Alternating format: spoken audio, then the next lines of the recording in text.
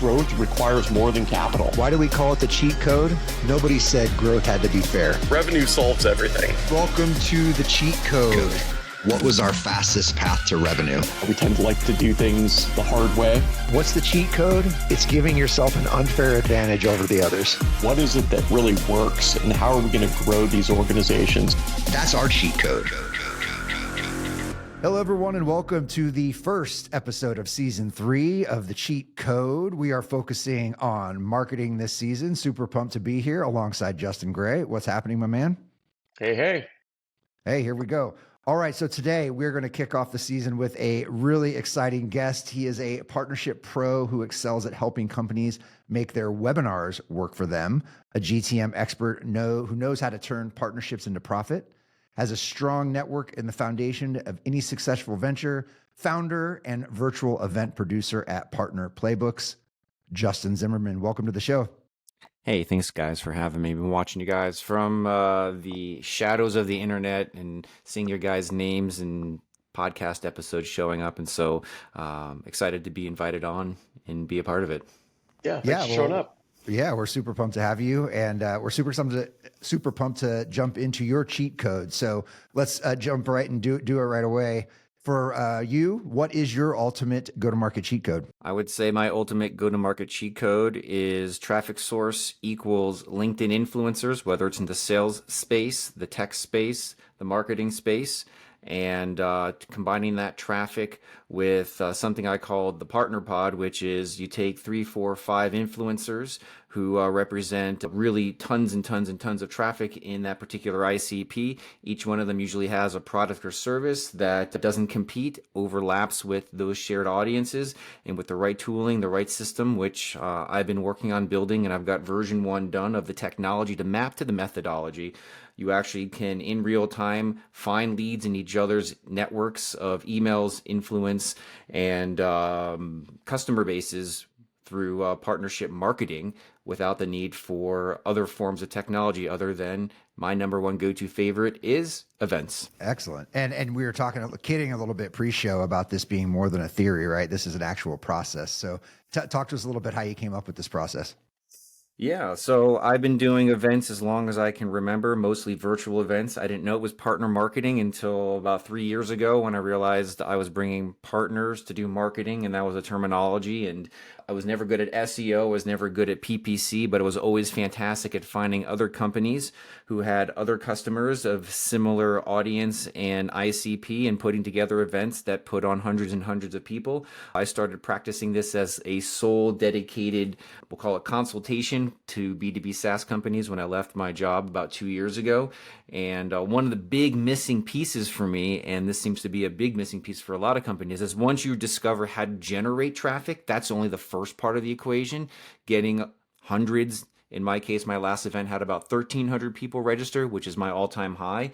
Once you figure out the traffic generation side, unless you figure out the demand capture, the lead routing, the messaging, and the personalization, you've done a really great job of amplifying your brand, personal brand, but you haven't done any of the business or job or work that's required to make those events economically viable, which is why we see so many of these things come and go, big events, small events, speed to lead issues between partners and sponsors or individual sales teams. And so there's the whole back end equation of putting on these events that if you have the right tools and systems, which I realize that didn't matter how many people I could put on an event. It's really a matter of how many people could I get to discover, raise their hand with pain points, problems, and intent. How do you build intent into the registration process to turn events not just into something that you hope people attend, but actually are massive data collection opportunities to discover pain points, problems, and intent. To then, whether they show up or not, you know what you need to say to them because problems exist before and problems exist after the event. And so now you have a way to personalize and segment and follow up based on that. Of course, bringing in multiple partners to amplify the size of the event and the reach. It's great, but the real big value opportunity beyond just the partnering for reach and traffic and lead generation is the intent discovery. So, I mean, I love this topic. It's a monster topic. I mean, both in terms of size and the amount of detail that goes into it. I've found that partner marketing as it relates to events is normally a pretty good recipe for a cluster on our hands. So I love that there's, a dedicated process to this. Let's go back to the beginning though. So like in terms of aligning with partners, as you mentioned, like that have the same ICP, same buying center, so on and so forth. What do you recommend in terms of partners that are aligned from a headspace perspective? Like how do you get the right people in the room to maximize that effort? And as I alluded to earlier, ensure that everyone's not stepping all over themselves.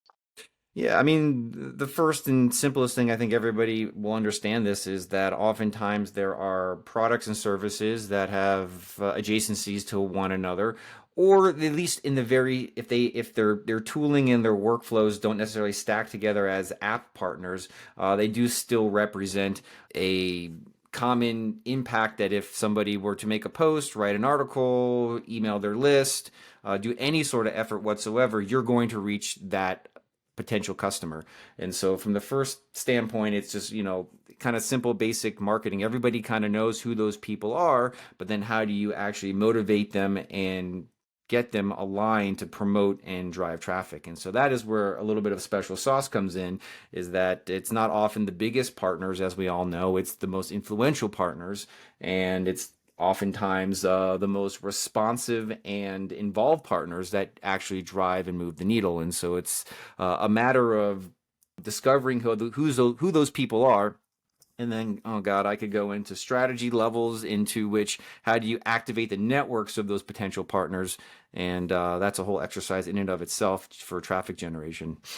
Well, I think what you alluded to there is like my main takeaway from that, which is, if you can bring again a methodology, a process, and kind of take control of those conversations. That's what I find is oftentimes lacking. Everyone's waiting for someone to kind of bubble up to the top and take the lead there. So, it sounds like something like this could be super powerful in establishing like, hey guys, this is what we all need to do. Yeah, that's actually why I like events so much, and is because people are in their own self-interest. They can act in their own self-interest. And so I've designed both a promotion structure, which is also the event structure.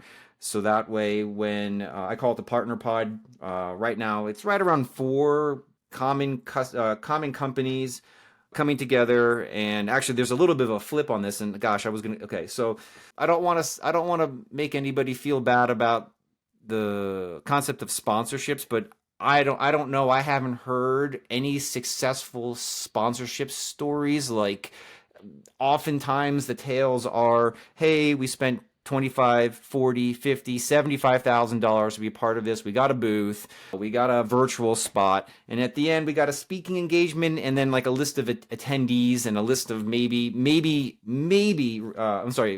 but maybe attendees. But there's never often like the work that's gone into scoring and generating demand on behalf of sponsors. And so like the system that I've developed is like the reverse, is instead of sponsors being the afterthought, instead of sponsors saying, hey, or an event host saying, hey, well, we got all this audience, why don't we just get some extra money? And that's really what it is. It's a money grab. And it's not like these events are designed for sponsors. And so I flipped the script and I said, hey, instead of taking that same amount of money, in fact, let's cut it in half. And instead of you being a part of somebody else's event, what if you could band together with these other people who are trying to reach the same ICP, and you built your own event? And instead of that event being dictated and the content being dictated and the rules being dictated and the outcomes being dictated by some party out of your control, they come to me and we use my methodology and my technology, and as almost like a virtual event manager slash partner manager slash fractional demand gen manager, we build a common ICP scoring system, which is the tool that I've built, and a bunch of other little things. And so then when everybody promotes, it's not like they have to wait for someone to show up at the event to hear the calls to action and the value and the message. We actually build that pre-event. And so that way we've got, and I'm working on this right now behind the scenes here, is we take the demo video that they wanted to show the people at the end of the event and we build it to the beginning of the event. And so if someone raises their hand during the event process and they're a sales director with pain point A, B, C, and D, currently looking for these types of solutions, why wait for the event? Why wait for that to happen?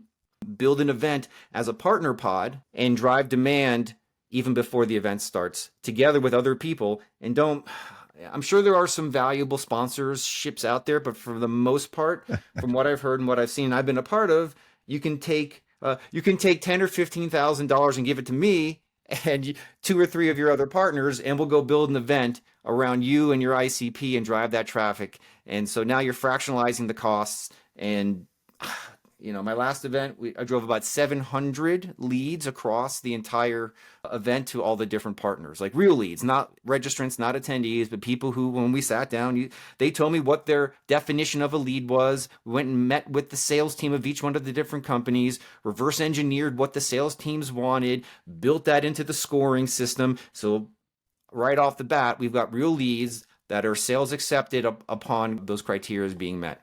So you've definitely outlined a lot of the absolute pitfalls with events, right? Like everything from people not doing anything, no process driven to it, to sponsorships being a little bit stale. So does this pod process breathe some fresh air into the events themselves? Because I think they're getting a little bit stale, right? Especially webinars. We were talking pre-show about a mutual friend of ours doing, a new type of event outdoors. Hopefully this is something new and exciting that people rally around. But does this process lead to a breath of fresh air in the event space itself?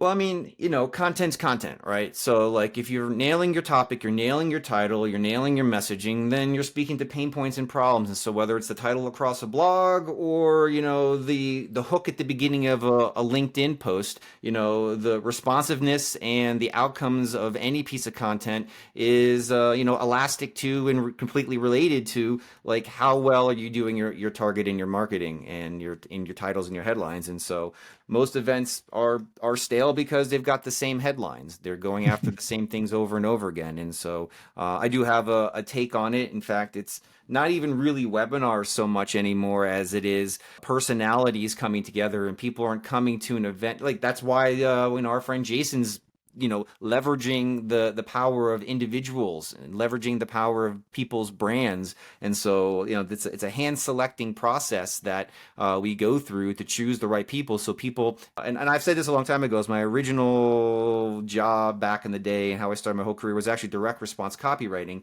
And so I think the principles I discovered then are true, if not more now than then. And that is, I knew that if I could build enough brand, if I could build enough value over time, that the from line would become more important than the subject line, right? And so who it's coming from is more important than what's in the subject line. So that's the same thing that we're leveraging now. It just, whether it's an event or a blog or a LinkedIn post, it's the person, what people's trust and likability and authority and influence. We just try to find those people, and then we build them into our events. And when they promote, it's, I send out an email. If anybody's listening and watching this, they've gotten my emails, and they're really simple. From Justin, subject line, hey, what's up? Body of the paragraph, hey, I'm hosting my next event with Justin, Josh, Bob, Sandy. We're going to be talking about some really important things about blank, blank, and blank. Would you like a link to join? Right? It's not complicated. It's just people know that I put on great events with great people and where people have great experiences. And so, I think the titling and everything is really important, but then it also goes back down to choosing and building relationships with those types of people who have that level of influence. I mean, if you can start to understand the intent of that audience, even as they register, right? You can start tailoring, speakers and topics, at that ultimate event in a more intentional way. So talk to me a little bit about like how you can, how do you combine, 3 or 4 partners that may have or believe that they have different types of intent signals there. You know what I mean? Like, Sure. how do you manage all those different masters in that equation? Yeah, so there's really 2 things that you've brought up that I've got literally like designed solutions for. And so the first one is around when people are registering and they're interested in a topic or title. During my registration process, one of the campaigns is, who would you like to ask a question to? Right. And so it's just really simple stuff like that. And so they'll go on the form, they'll fill it out, they'll choose a list of one of the speakers. And now all the emails and all the follow up are tailored to that particular question, that particular person. And so now it's not a general event, it's an event for them. Second question, which you were asking really, is then how do you, with all these partners, come together and create a common, we'll call it a common, what I heard is common lead scoring system. And so that goes back to there, and I have a little workshop I do that helps companies figure this out. Is there are probably there's 5 or 6 key dimensions into we'll call it a multi-partner lead scoring event, and they often are role and title, they are tech stack, and in that tech stack are these integrations that you do or don't qualify as customers. If you only work with Salesforce, then don't send me HubSpot. Right. Oftentimes there's in that tech stack question, there's the list of competitors. And so if someone's using a competitor of one of the companies, then they know that's probably a good conversation to have because maybe they're interested in switching, or if they do hit one of the intent signals, then you can have a sales conversation with switching. There's team size, and there's some Clay integrations that everybody's using now. I send that stuff off, we pull it back, we look at company size. Sometimes company size is one of those hidden variables that gets passed to one of the sponsors or partner pod members. And then there's 2 more. There's pain points. What are the top 3 pain points that your product solves for, right? And so if someone's going through the process and they're registering, well, they're going to raise their hand and they're going to tell you, these are pain points I'd like for you to address during the course of this event, which then we can infuse both into the lead scoring and follow-up as well as the content that we provide. And then lastly, there's an intent question. Are you currently in market for any of the following? And you'd say, well, Justin, who's going to answer 5 questions? Maybe 6 questions, right? The answer to that, and I had to test that out, so this is why it's not theory, this is actual practicality and process and technology, is in one of my last events. Like I said, I had about 1,300 people registered. You can go on my LinkedIn, you can see the numbers there. 68% of the people who registered for my event raised their hand and filled all that information out. I know if I had a follow-up campaign for those people who didn't fill it out, I could come up with a reason to probably bump that another 10%. And so, but when all said and done, by not asking more and by not collecting more, you're missing out on all the opportunities to follow up in a targeted and segmented way. And so to wrap up your question, right, again, I sit down with the 3 or 4, sometimes 5 members of the pod, and I meet with each one of the marketing teams and the sales teams, and I say, what does a sales accepted lead look like? What is that criteria? And then through the copywriting world mind that I live in, I create one single scoring step that brings all 5 questions, all those companies' scoring needs together in one step, 5 questions. And then I build the lead routing behind the scenes to then send off those emails and connect the sales teams with those hand raisers. I mean, it's a really interesting evolution of what used to be like the weakness of third-party hosting. And what you've done here is like you've kind of evolved the strength to be the third party because you've curated a brand and a market presence in and of like, I am the producer of this event. Like, so it's a really interesting evolution in that manner. Yeah, it's interesting. It's a keen ear or eye, whichever one you want to use in this to point it out, is that's the other side of the equation. Is if someone wanted to go off and do this and it was a company and they're like, hey, how do we like engineer this? Because if you host it on your property, there's just automatically a bias against people sharing that information. There's a level of trust that's just not going to get established. I think that was part of the reason why Reveal bought Nearbound or Partner Hackers, because they were a third party. They had like independence. They had a voice that people could trust. And so to some degree, they bought it, and wherever it is now, that's a whole other conversation. But I think, that's the essence of companies wanting to have media companies, and that having an independent, at least independently viewed as independent, is an important step in having 3, 4, 5 companies come together, and this would be taking what we're talking about here and bringing it to the next level. Is almost a joint venture between like true alliance level partners who want to commonly go to market on a regular basis, but they want like a third party perception. They could go form that, hire someone, come in, go run, and then orchestrate that across both the companies. And really where the value comes from is like, and this is where I sit in a unique way, is I understand all the influencers. I have relationships with all of them. And so you need like a cross company orchestrator who understands the value proposition of all the products and also understands like the influencer network on how to bring them all together. Beyond joint ICP qualification, are there other qualifications to pull a pod together? Like, what if it's like the 6th grade science fair and a partner's not pulling their weight, right? Like, A great question. Actually, that's part of the deal. You don't get to join unless you can commit and agree to driving a certain number of registrations. In fact, that's funny you say it. You just can't. Money is not the only thing that gets you into this. You have to have the influence and the ability and proven track record of driving a certain number of registrations. And so that's actually built into the contract. so now I'm super curious because you've mentioned it at the top of the show and now a few times here. What is the state of B2B influencers? What do you mean by that? Because you're starting to see it on LinkedIn a lot, and some of it seems pretty freaking cringy, if you ask me. But is that what the kids say, cringy? You look anywhere and you can find cringe, and you can look anywhere and you can find quality. And so, pick and choose, right? I just know that there's people out there who are doing great work, who share their thoughts, share their opinions. And I look at engagement over followers. And so people who have consistently high engagement, they have a great this is the other thing. Here's a little secret. Pretty much I know of very few influencers I know most influencers have great top of funnel.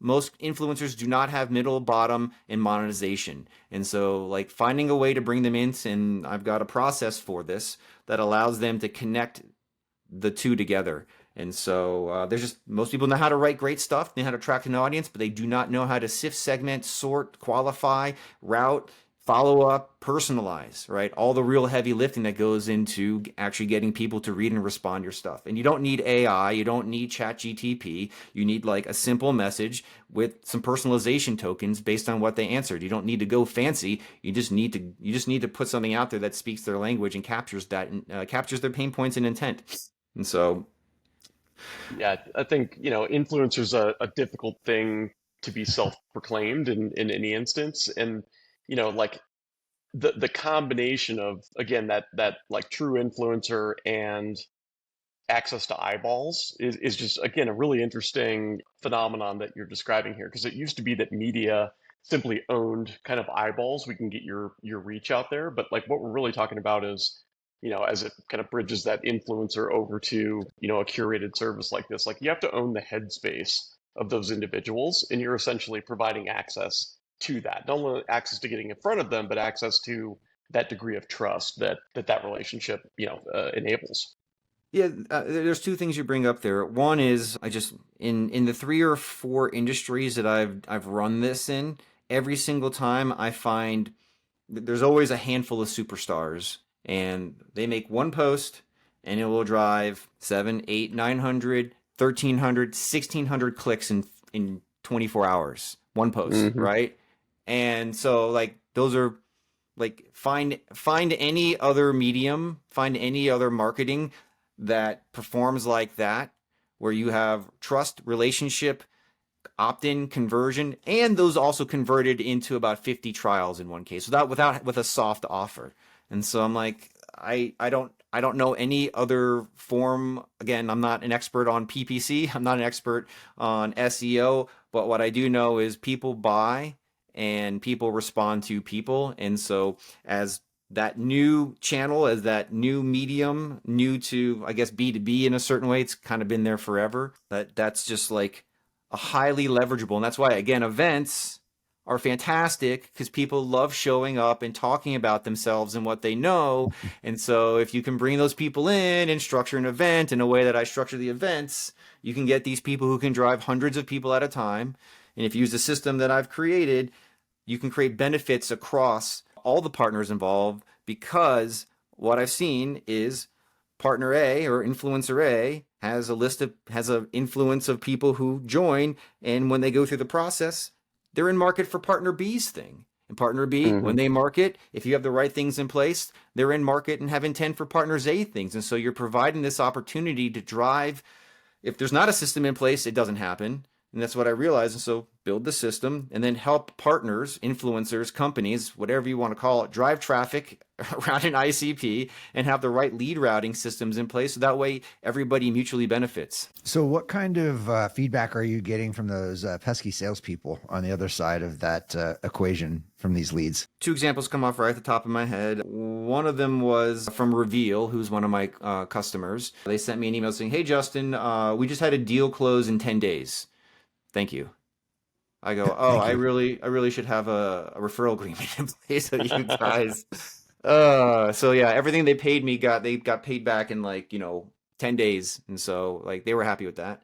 Another partner was like the lead generation was actually overwhelming for them because it was too much, and so we had to really dial back and dial. We probably should have dialed in more specificity for them because they said that we couldn't keep up. Yeah, it's interesting. You're kind of combining, like obviously historically these things would be largely co-marketing initiatives, but because of the like tight partner involvement from an ICP and an intent perspective, you're almost kind of, if not fully leaning into a co-selling motion that's going to come out of that Almost, because of that. Yeah. almost. Because here's the thing: is think about this: is like everybody has their own events or everybody has their own opt-in forms, and everybody tries to drive to like collecting the same data from the same people and then following up individually, and it's just like, well, what if there's one single point you collect all that data instead of sending everybody back to forms and back to the opt-in process, you actually start the sales conversation based on the information they've given you. And so it's like Yep. it's from registration